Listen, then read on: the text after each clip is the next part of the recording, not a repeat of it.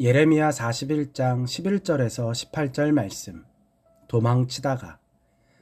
오늘 본문은 가레야의 아들 요하난이 그달리아 총독을 죽인 느다니아를 쫓아서 백성들을 되찾는 장면입니다. 그달리아 총독을 암살한 느다니아는 남은 백성을 이끌고 암몬으로 넘어가려 했습니다. 뒤늦게 소식을 들은 가레야의 아들 요하난은 이들을 뒤쫓았습니다.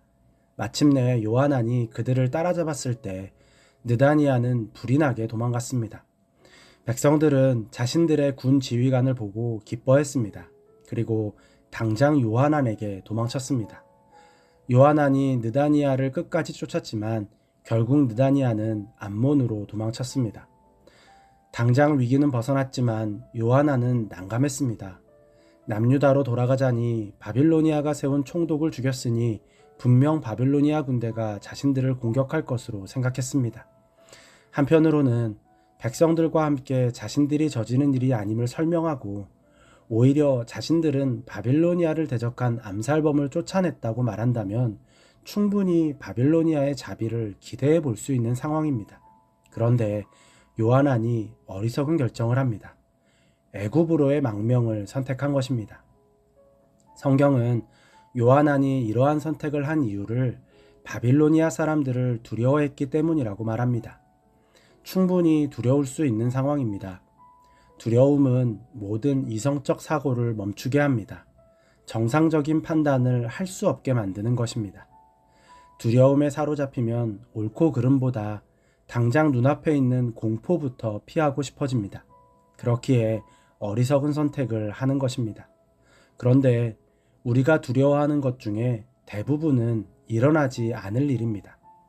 연구에 따르면 두려워하고 걱정하는 일의 79%는 실제로 일어나지 않는다고 합니다. 그리고 16%는 준비가 가능한 일이고 나머지 5% 정도만 피할 수 없는 일이라고 합니다. 즉, 두려움은 실제로 그 일이 코앞에 닥쳤기 때문이 아니라 미래에 대한 불확실함, 그리고 그 불확실한 미래를 자신이 통제할 수 없다는 것으로 인해서 생기는 결과입니다. 물론 두려움이 조심성으로 성장하기도 하지만 대부분의 두려움은 정상적인 판단을 방해합니다. 요하난은 바빌로니아가 어떻게 나올지 몰랐습니다. 그리고 자신이 바빌로니아를 설득할 자신이 없었습니다. 그러자 두려움에 빠진 것입니다. 결국 그는 백성들을 이끌고 애굽으로 가려 합니다. 애굽으로 가는 것은 답이 아닙니다. 이미 애굽은 바빌로니아에게 패배해서 힘을 잃은 상태입니다. 애굽 역시 바빌로니아의 통제 아래에 있습니다.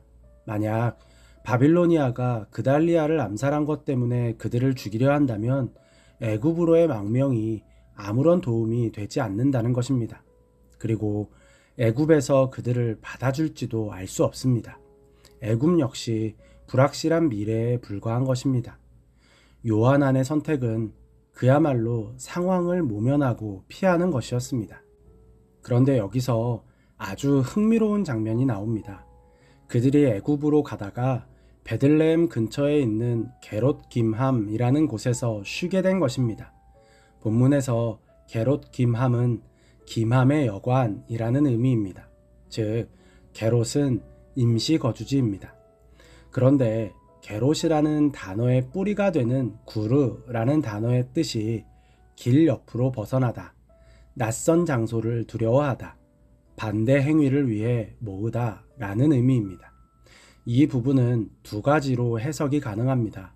하나는 그들이 남유다로 가야 하는데 본래의 길에서 벗어났다는 의미로 해석할 수 있습니다. 다른 하나는 그들이 애굽으로 가려다가 그 길에서 벗어났다는 의미로 해석할 수 있습니다. 저는 두 번째 해석이 더 마음에 남았습니다. 왜냐하면 그들이 그곳에서 예레미야에게 기도를 부탁하기 때문입니다. 그들이 게롯 기맘에 머무른 것은 애굽으로 가는 것이 답이 아님을 알았기 때문입니다. 어떻게 해야 할지는 모르겠지만 지금의 선택이 답이 아니라는 것을 어렴풋이 알 때가 있습니다. 그때 우리가 할 일은 잠시 멈추어서 다시 생각하는 것입니다. 요하나는 애굽으로 가는 것이 답이 아님을 어렴풋이 알았습니다. 하지만 여전히 바빌로니아가 두려웠습니다. 그렇기에 애굽으로 가던 길에서 벗어나 다시 생각하기 위해 게롯 기맘에 머문 것입니다. 그리고 그곳에서 예레미야에게 하나님의 뜻을 구해달라고 요청했습니다. 시험을 볼 때 객관식 문제가 편한 이유는 정답을 모르더라도 오답을 하나씩 제거하다 보면 정답에 가까워지기 때문입니다. 상황과 감정에 휩쓸려서 어떤 결정을 할 때가 있습니다.